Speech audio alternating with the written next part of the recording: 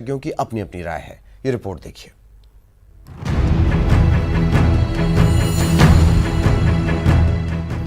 सिंधिया अब बीजेपी के हो गए हैं। महाराज के समर्थक विधायकों ने बगावत कर दी है, इस्तीफे भी दे दिए हैं, जिसके बाद कांग्रेस की सत्ता डोलने लगी है। देखिए, नियम हमारा जो है प्रक्रिया कार्य संचालन नियम है, इसका नियम है 276 ये कहता है कि अगर वो पर्सनली आते हैं और वो ये स्पीकर को बताते हैं कि साहब हमने स्वेच्छा से इस वाक़ दिया है, तो स्पीकर समाधान हो जाएगा, तो स्पीकर स्वीकार कर लेगा। लेकिन 276 का एक ख ये कहता है कि अगर वो डाक से आता है, उसका इस्तीफा ईमेल से आता है या कोई व्यक्ति विशेष लेकर के आता है, तो स्पीकर को ये जांच करना चाहिए कि वो उन्होंने स्वेच्छा से दिया है, लोभ लालच से नहीं दिया है। उनको पर्सनली बुला करके स्पीकर पूछेगा। ये नैसर्गिक न्याय का सिद्धांत भी है।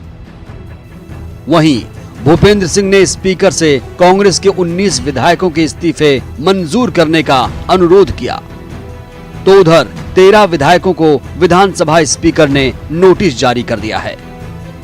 स्पीकर के मुताबिक जो भी कानून कहता है उसके तहत कार्रवाई की जाएगी। अध्यक्ष जी से आग्रह किया है कि इस पर जल्दी निर्णय करें और इस्तीफे स्वीकार करें। नियम प्रक्रियाओं के तहत अध्यक्ष बंधा हुआ है और उन नियम प्रक्रियाओं का पालन करना अध्यक्ष का कर्तव्य है।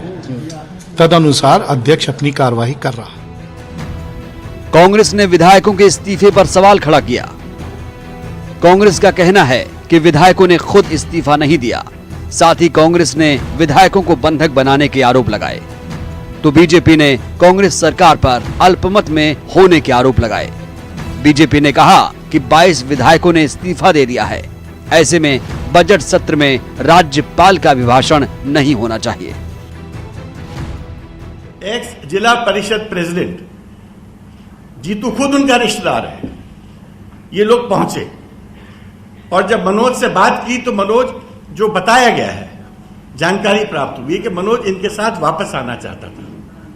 जैसे ये लोग वहां से निकले, इन पे असॉल्ट किया गया, जीतू के साथ मारपीट की गई। हम शुरू से कह रहे थे कि हमारे विधायक बंधक हैं, सारे मोबाइल फोन उनके जब्त हैं, बेंगलोर की चिप से उनके परिवारों से बात कराई जाती है, रिकॉर्ड की जाती है और वापस छीन ली जाती है।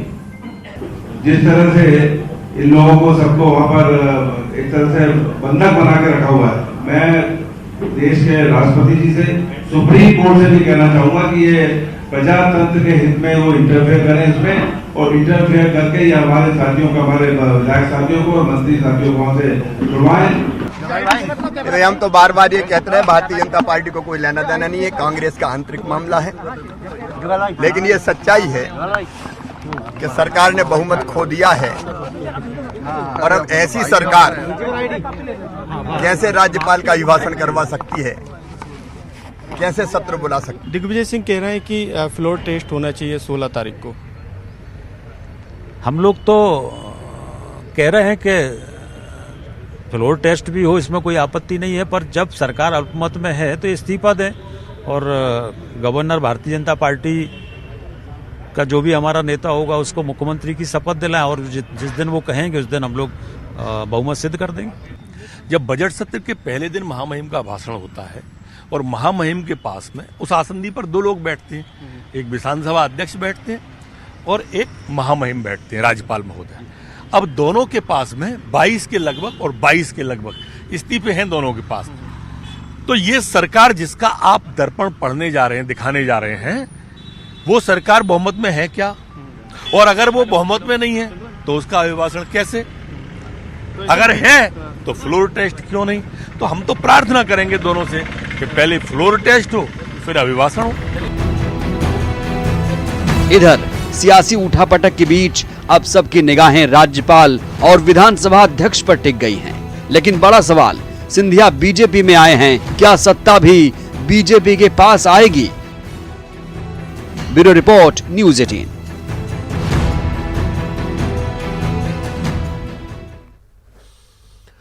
और कांग्रेस के कुल 22 विधायकों ने इस्तीफा दे दिया है। इधर 13 विधायकों को विधानसभा स्पीकर ने नोटिस जारी किया था इनका नोटिस पीरियड आज खत्म हो रहा है। इसे लेकर विधानसभा अध्यक्ष आज इन पर कार्यवाही को लेकर कुछ फैसला ले सकते हैं। न्यूज़ 18 से बात करते हुए नर्मदा प्रसाद प्रजापति ने कहा कि कानून के मुताबिक कार्यवाही की जाएगी। आप लोग जो सरकार के मुखिया उनसे पूछिए। जहां तक मेरे को नोटिस दिए थे, आप लोग मेरे घर पे आए थे। कल मैंने 6 लोगों को नोटिस जारी कर दिया है। आज मैं 7 लोगों को और नोटिस जारी कर रहा हूँ। जो प्रक्रियाएं हैं, मैंने उस दिन भी कहा था, आज भी कह रहा हूँ, नियम प्रक्रियाओं के तहत अध्यक्ष बंधा हुआ है और उन नियम प्रक्रियाओं का पालन करना अध्यक्ष का कर्तव्य है। तदनुसार अध्यक्ष अपनी कार्रवाई कर रहा है। सर, क्या नोटिस के बाद अगर नहीं आते, उपस्थित नहीं होते? ये देखो, काल्पनिक प्रश्न मत करिए, अगर मगर मत करिए। उसके बाद जो चीज होगी वैसा निर्णय लूंगा। सर, विधानसभा संचालन कार्रवाई प्रक्रिया में साफ कहा गया है कि अगर बजट सत्र में पहला सबसे टॉप प्रायोरिटी राज्यपाल का भाषण होता है, अगर फ्लोर टेस्ट की मांग हाउस में होती है तो क्या निर्णय स्पीकर का होगा? ये अभी सब काल्पनिक बातें हैं।